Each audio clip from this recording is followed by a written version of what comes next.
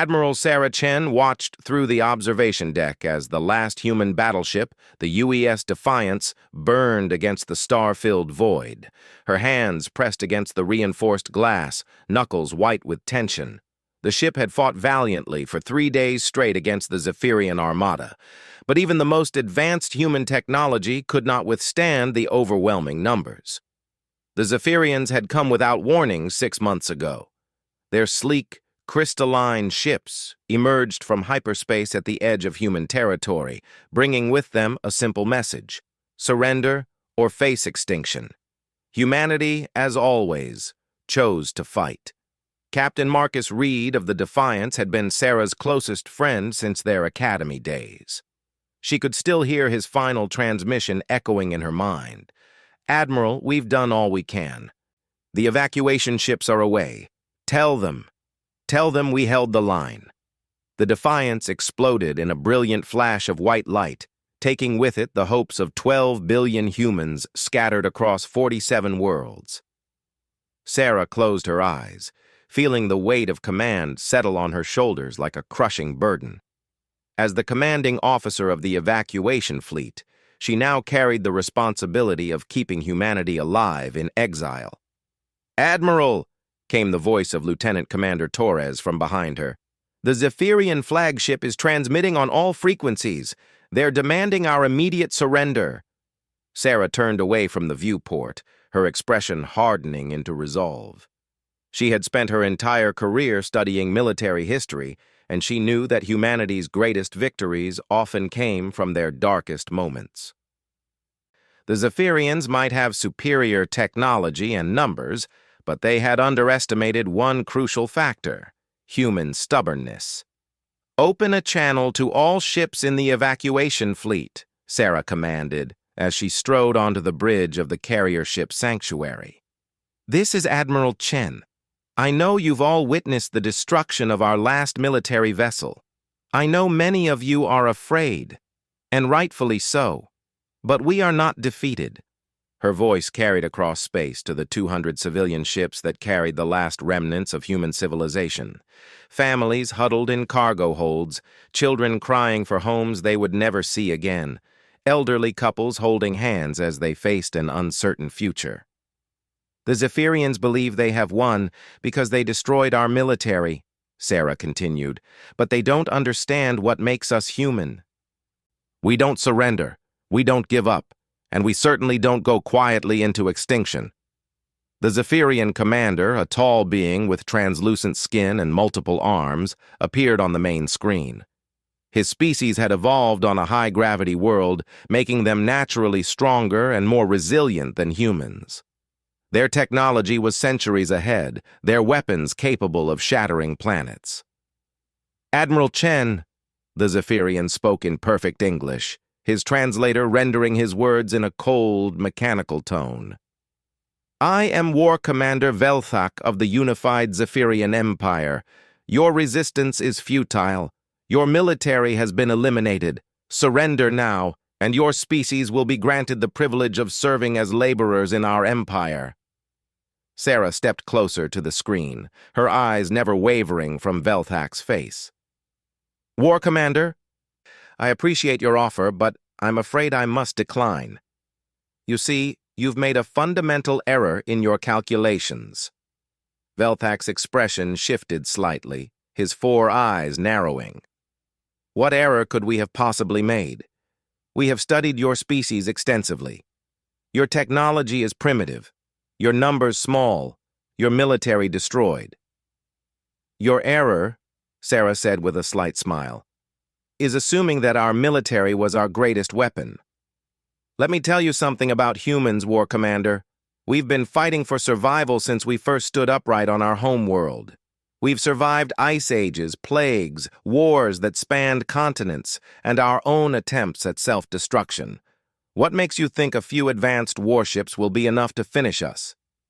The evacuation fleet began to spread out as Sarah spoke, each ship taking a different vector away from the Zephyrian Armada. It looked like a desperate attempt to scatter, to make targeting more difficult. But Sarah had something else in mind. You destroyed our battleships, she continued, but you've never faced human ingenuity when we're backed into a corner. You've never seen what we can accomplish when we have nothing left to lose. As if summoned by her words, something stirred in the depths of space. Far beyond the current battlefield, in a region of space that human star charts marked simply as Anomalous Zone 7, ancient sensors began to activate. Systems that had been dormant for millennia slowly came online, responding to signals that no living human had sent. The Zephyrians had done their research on humanity, studying their military capabilities, their technology, their recent expansion into space. But their intelligence had focused on the last 2 centuries of human development. They had no knowledge of the secrets buried in classified archives, of projects so sensitive that even most government officials had never heard of them. Project Lazarus had been humanity's most ambitious undertaking, a program that began during the darkest days of World War III when nuclear weapons threatened to end human civilization. The world's greatest minds had worked in secret, combining cutting-edge technology with theories that bordered on science fiction. Their goal was simple: create a weapon so powerful that it would never need to be used. The project had succeeded beyond their wildest dreams, but the cost had been enormous. The weapon they created was so devastating, so fundamentally dangerous, that world leaders had agreed it must never be activated. It was hidden away, its existence known only to a select few, waiting for a threat so great that humanity faced complete extinction. Sarah knew about Project Lazarus because her great-grandfather had been one of its architects. The knowledge had been passed down through her family, a burden carried by each generation with the hope that it would never be needed. But as she watched Zephyrian ships move to surround her evacuation fleet, Sarah realized that day had finally come. "Computer," she said quietly, moving to a secured terminal at the back of the bridge. "Authorization Chen Alpha 779 Delta. Access Project Lazarus Archives." The computer's response was immediate. Voice pattern recognized. DNA scan required for archive access. Sarah placed her hand on the scanner, feeling the brief tingle as the device confirmed her genetic identity. The terminal flickered to life, displaying files that had been sealed for over 200 years. "Admiral?" Torres asked, noticing her activity. "What are you accessing?" "Our last hope," Sarah replied, her fingers moving across the holographic interface. "Lieutenant Commander, prepare to transmit a very specific set of coordinates to all ships in the fleet. We're not running away from the Zephyrians, we're leading them exactly where we want them." The coordinates appeared on the main screen, pointing to a region of space that looked empty on all sensors. But Sarah knew better. Somewhere in that void lay humanity's greatest secret, a weapon designed by minds that understood that sometimes, to preserve life, one must master death itself. "All ships," Sarah announced over the fleet communications, "set course for the provided coordinates. Maximum burn, all available power to engines. We're going home, people. We're going to show these invaders what happens when you threaten humanity's children." The evacuation fleet surged forward, their engines burning bright against the darkness of space. Behind them, the Zephyrian armada followed, confident in their superiority, unaware that they were being led into the greatest trap in galactic history. War Commander Velthak watched the human ships flee and felt satisfaction. Soon this annoying resistance would be over, and his empire could claim the rich worlds that humanity had so briefly called home. He had no way of knowing that, in the depths of space ahead, something ancient and terrible was beginning to wake up.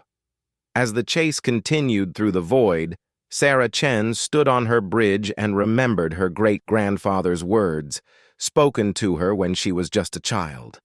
"Sarah, there may come a day when humanity faces a darkness so complete that even our light seems ready to die. On that day, remember that we have prepared for such a moment. We have built something that sleeps in the deep, waiting for the call that we pray will never come. The call was about to be made, and the galaxy was about to learn why humans had never been conquered, why they had risen from a single world to spread among the stars, and why those who threatened them did so at their own peril. In the distance, barely detectable even on the most sensitive instruments, something massive began to move in the darkness between the stars. The journey to the coordinates took 18 hours, with the Zephyrian Armada maintaining pursuit at a respectful distance. War Commander Velthak was confident but cautious. His tactical analysis suggested the humans were fleeing to some kind of hidden base or reinforcement point, but their intelligence indicated no such facility existed in this region of space. Admiral Sarah Chen spent those hours reviewing the Project Lazarus files, her mind struggling to comprehend the magnitude of what her ancestors had built. The technical specifications were beyond anything she had seen, combining physics that barely made sense with engineering that defied conventional understanding. The project had begun with a simple question. What would happen if humanity could harness the power that drove the formation of galaxies themselves? The answer lay in something called the Primordial Engine, a device that could tap into the fundamental forces that had shaped the universe during its first moments of existence. "Admiral," reported Navigation Officer Kim from her station, "we're approaching the coordinates. Sensors are picking up something. It's massive, but it's not showing up clearly on any of our instruments." Sarah nodded, having expected this. According to the files, the Primordial Engine was housed within a structure that existed partially outside normal space-time. It would be nearly invisible until activated, hidden in the quantum foam between dimensions. "All ships, reduce speed and form defensive formation around the coordinates," Sarah ordered. "Maintain position and await further orders." The evacuation fleet spread out in a protective sphere around what appeared to be empty space. Behind them, the Zephyrian Armada approached, their crystalline ships gleaming like deadly jewels against the star field. War Commander Velthak studied the tactical display with growing confusion. The humans had led his fleet to what appeared to be an empty region of space, and were now forming a defensive position around nothing. Had their admiral finally succumbed to the stress of defeat? "Analysis teams," Velthak commanded, "conduct deep scans of the target area. The humans would not have come here without reason." The Zephyrian ships began intensive scanning operations, their sophisticated sensors probing the region where the human fleet had gathered. What they found made no sense according to their understanding of physics. The scans revealed massive gravitational distortions, energy readings that fluctuated wildly, and spatial anomalies that suggested the presence of something enormous. On the Sanctuary's bridge, Sarah accessed the final component of Project Lazarus, the activation sequence. The instructions were written in her great-grandfather's handwriting, a personal message that had waited 2 centuries for this moment. "Sarah," the note began, "if you are reading this, then humanity faces extinction. The weapon you are about to activate was built with the hope that it would never be needed. It represents our greatest achievement and our most terrible necessity. The Primordial Engine will awaken something that has slept since before stars were born. Use it wisely, for once awakened, it cannot be put back to sleep easily." Sarah's hands trembled as she entered the activation codes, each keystroke bringing them closer to unleashing forces that had been locked away since the dawn of time. The authorization required not just her genetic signature, but also voice confirmation from the senior officers of 3 different ships. "Captain Rodriguez of the transport ship New Hope, do you authorize activation of Project Lazarus?" Sarah asked over the communications channel. "Authorized," came the reply from the grizzled veteran who commanded one of the largest refugee vessels. "Captain Tanaka of the research vessel Discovery, do you authorize activation?" "For the future of humanity, authorized," replied the scientist-turned-commander. "Captain Harrison of the merchant vessel Starward Bound, do you authorize activation?" "Let's show them what we're made of." "Authorized." Sarah placed her palm on the final scanner and spoke the words that had been waiting in classified files for 200 years. Lazarus Protocol activated. Emergency authorization Chen 7 Alpha Omega. Wake the primordial engine. For a moment, nothing happened. The evacuation fleet hung in space, surrounded by the approaching Zephyrian armada, and Sarah wondered if the ancient systems had failed after so many years of dormancy. Then, space itself began to change. The distortion started as a ripple, barely visible except as a slight wavering of the stars in the distance, but the ripple grew, expanding outward like waves on a cosmic ocean. The very fabric of reality began to twist and bend as something immense stirred in the depths of space-time. War Commander Velthak felt the first tremors through his ship's hull and ordered immediate sensor sweeps. What his instruments revealed made his 4 eyes widen in disbelief. The gravitational readings were off the scale, suggesting the presence of an object with the mass of a small moon. But there was nothing visible except the growing distortions in space. "War Commander," his tactical officer reported, voice tight with concern. "We're detecting massive energy buildups throughout the region. Whatever the humans have activated, it's drawing power from everywhere at once." The distortions in space continued to grow, and now the Zephyrian sensors began to detect the edges of something truly colossal. It was ship-shaped, but larger than anything that had ever been built. The readings suggested a vessel over 50 kilometers long, with a hull that seemed to be made of materials that defied analysis. As more of the structure phased into normal space, its true scope became apparent. This was not just a ship, it was a mobile fortress, a weapon platform designed to wage war on a galactic scale. Its hull was dark as the void between stars, but energy patterns flowed across its surface like living lightning. The Primordial Mega-Warship was waking up. Ancient systems that had powered down eons ago began to come online. Weapons that had been designed to fight battles between star systems started their charging sequences. Defensive shields that could deflect the gravitational pull of black holes began to flicker into existence. Admiral Chen watched in awe as humanity's greatest secret revealed itself. The ship was beautiful in its terrible magnificence, a fusion of art and engineering that spoke of minds that had reached beyond the possible to grasp the impossible. "Admiral," whispered Torres, her voice filled with reverence and fear. "What have we awakened?"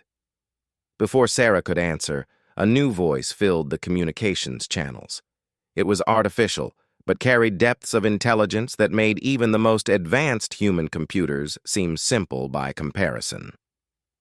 "Greetings, descendants of Terra," the voice said, each word carrying harmonics that seemed to resonate in the bones of everyone who heard it.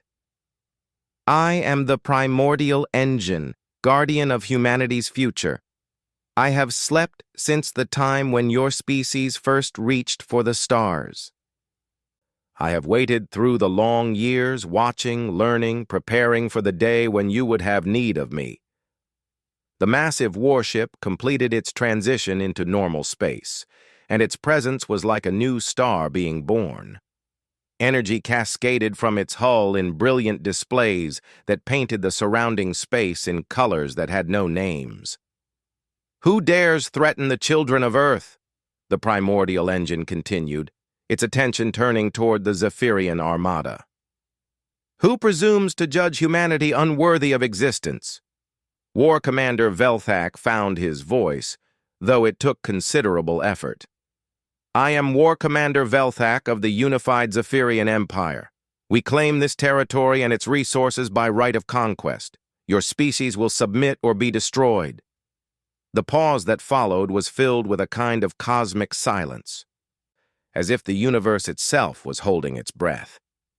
When the primordial engine spoke again, its voice carried undertones that made reality itself shiver. "Right of conquest," it repeated, and there was something like amusement in its tone, though it was the kind of amusement that might precede the destruction of worlds. "Tell me, War Commander Velthak, what do you know of conquest? What do you know of the wars that shaped the early universe, when the first civilizations fought for the right to exist among the newborn stars? The Zephyrian commander had no answer for that question, but the primordial engine continued without waiting for one. I was there when the architects fell, when the Star Eaters consumed the Andromeda Imperium, when the Void Lords tried to unmake reality itself. I have seen empires rise and fall like waves on an ocean. I have witnessed the birth and death of species whose names are written in languages that predate your civilization by millions of years.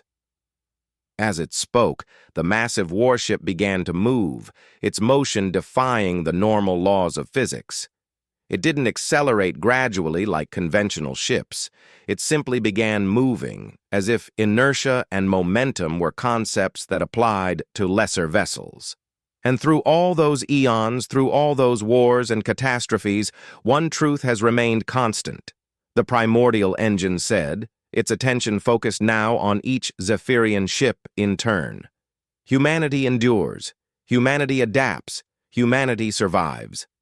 The first weapon systems began to charge, energy patterns building to levels that registered on sensors throughout the fleet. But these were not conventional weapons. They were instruments of cosmic force, devices that could reshape matter at the quantum level or redirect the power of stars themselves.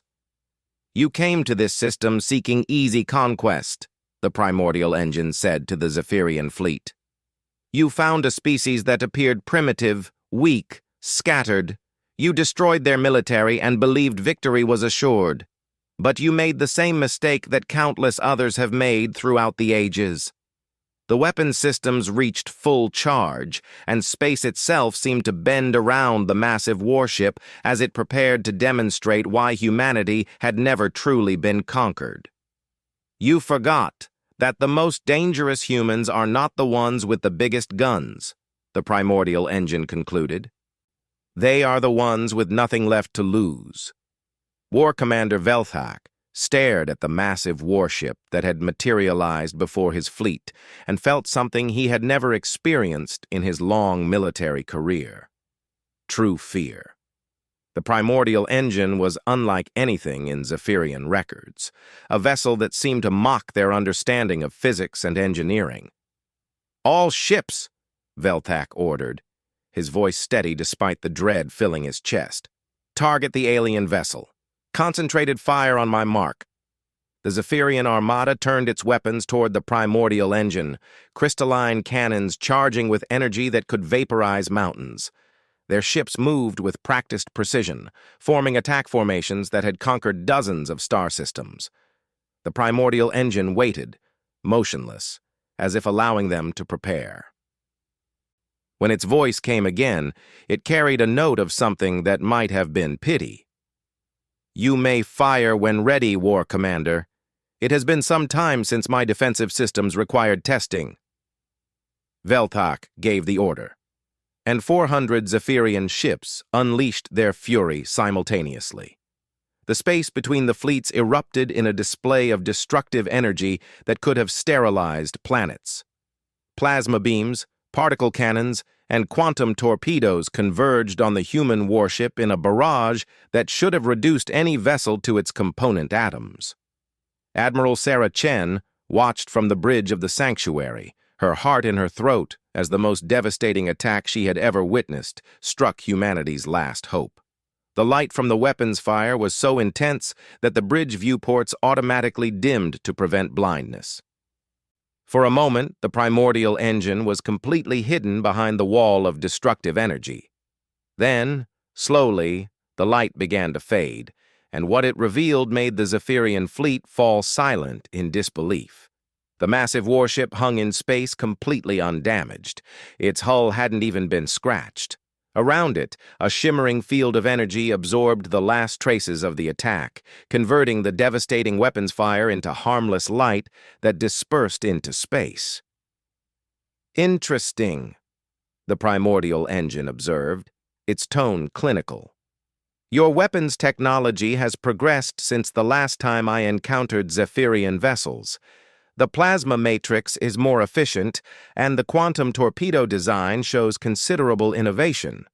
Unfortunately for you, this level of firepower was considered moderate during the last Galactic War cycle. War Commander Velthak felt his world crumbling around him. His most powerful weapons had struck the human vessel with enough force to destroy a small fleet, and they had accomplished nothing. How was such defense possible? The primordial engine began to move forward, its massive bulk sliding through space with impossible grace. As it approached the Zephyrian formation, details of its construction became visible. The hull was covered in patterns that seemed to shift and flow, as if the ship itself was alive. Weapon ports opened along its flanks, revealing glimpses of technology that made even the most advanced Zephyrian systems look primitive. "Let me demonstrate the difference between conquest and annihilation," the ancient warship said. A single weapon fired from the primordial engine's forward array. It wasn't the massive blast that Velthak expected. Instead, a thin beam of silver light reached out across space to touch one of his escort vessels. The Zephyrian ship didn't explode or burn. It simply ceased to exist, as if it had never been built at all. The beam swept across space, touching 3 more ships before deactivating.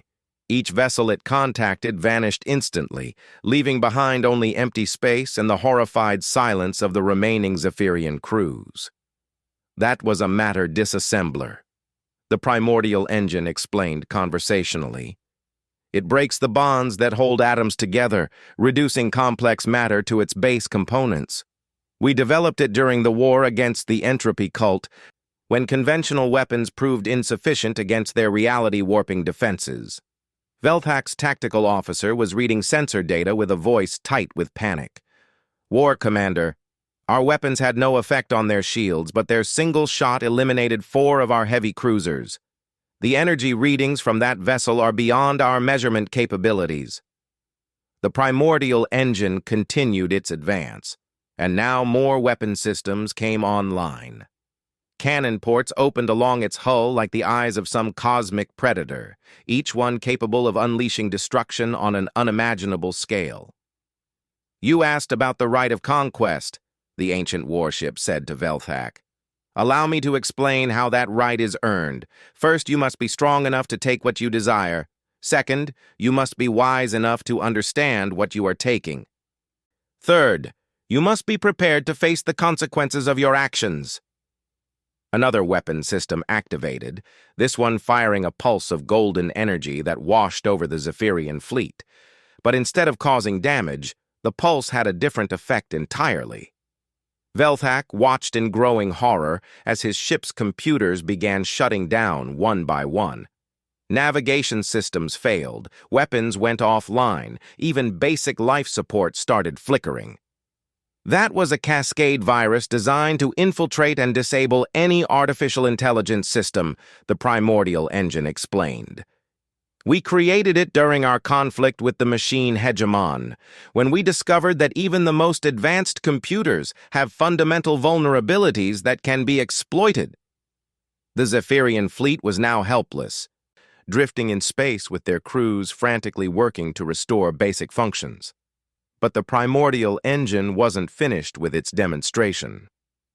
"Now for the third lesson," it said, and this time there was something implacable in its voice. "The consequences of threatening humanity." The space around the ancient warship began to change again, but this time the effect was different from its initial awakening. Reality itself seemed to bend and twist as the primordial engine activated its most devastating weapon system. The stars in the background began to shift and blur as gravitational forces beyond comprehension were brought to bear. War Commander Velthak felt his ship being pulled inexorably toward the human vessel, despite his crew's desperate attempts to restart their engines. But as they drew closer, he realized that they weren't simply being pulled by conventional gravity. Space itself was contracting around them, drawing them towards something that his mind could barely comprehend. "This is the primordial engine's true weapon," the ancient warship explained as the Zephyrian fleet was drawn into an ever-tightening formation around it. It can manipulate the fundamental forces that govern reality. Gravity, electromagnetism, the strong and weak nuclear forces, all are tools that I can use to reshape the battlefield according to my will. Admiral Sarah Chen watched from the sanctuary as the impossible unfolded before her. The Zephyrian ships, which had seemed so powerful and threatening just moments before, were now clustered helplessly around the primordial engine like insects caught in a web. Their crystalline hulls reflected the strange energies flowing across the ancient warship's surface, creating patterns of light that were both beautiful and terrifying. But the primordial engine had one final lesson to deliver. "War Commander Velthak," it said, addressing the Zephyrian leader directly. "You and your crews are not evil, merely misguided. Your empire has grown strong by conquering species that could not adequately defend themselves. This has led you to believe that might alone determines right. You are about to learn otherwise." The gravitational field holding the Zephyrian fleet began to change, but instead of crushing the ships, it started to reshape them.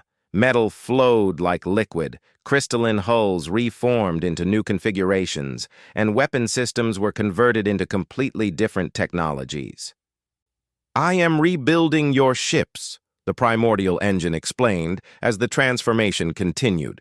"Their new configuration will allow them to travel at significantly faster speeds, but they will be incapable of mounting offensive weapons. They have become exploration vessels, designed to seek out new knowledge rather than new conquests." War Commander Velthak found his voice with considerable effort. "What are you doing to us?" "I am giving you a choice that humanity has never been offered," the primordial engine replied. "The choice to change. Your ships can now travel faster and farther than ever before, but they cannot be used for war. You can return to your empire and report that humanity is under the protection of forces beyond your comprehension, or you can use this opportunity to explore the galaxy and perhaps discover that there are better ways to expand your civilization than through conquest." The transformation completed, and the Zephyrian fleet found themselves in possession of vessels unlike anything their scientists had ever imagined. The ships were elegant and swift, designed for long-range exploration and peaceful contact with other species. "The choice is yours," the primordial engine said, "but understand this. Humanity is no longer defenseless. We have awakened, and we will be watching. Any species that threatens our descendants will face the full consequences of their actions." Admiral Chen stepped forward on her bridge, finally finding her voice after witnessing the most incredible display of power in galactic history. "Primordial engine," she said, "what happens now? Do you return to sleep, or do you remain active?" The ancient warship's attention turned to the human evacuation fleet, and when it spoke, its voice carried warmth that had been absent during its confrontation with the Zephyrians. "Admiral Chen, descendant of those who created me, I have slept long enough. The galaxy has grown dangerous in my absence, and there are threats approaching that make the Zephyrian Empire seem like children playing with toys. It is time for humanity to reclaim its place among the stars, not as conquerors, but as guardians." The primordial engine began to change configuration, its weapon systems retracting as new structures emerged from its hull. Docking bays opened to reveal space for thousands of ships, manufacturing facilities capable of producing entire fleets, and living quarters that could house millions of people. "I offer sanctuary to the children of Earth," the ancient warship said. "Together, we will build a new future for humanity, one where they never again need to flee from those who would destroy them. We will explore the galaxy, seek out new civilizations, and protect those who cannot protect themselves." As the evacuation fleet began to dock with their ancestral guardian, War Commander Velthak made his decision. His reformed ships turned away from the human fleet and began their journey back to Zephyrian space, carrying with them news that would change their empire forever. Admiral Sarah Chen stood on the observation deck of the primordial engine, looking out at stars that no longer seemed distant and cold. Humanity had found its protector, and more than that, they had found their destiny. The galaxy would never be the same, and somewhere in the depths of space, other ancient guardians began to stir, responding to the call of their awakened brother. The age of humanity's true expansion was about to begin, and this time, they would not go alone into the darkness between the stars. The evacuation was over. The real journey was just beginning.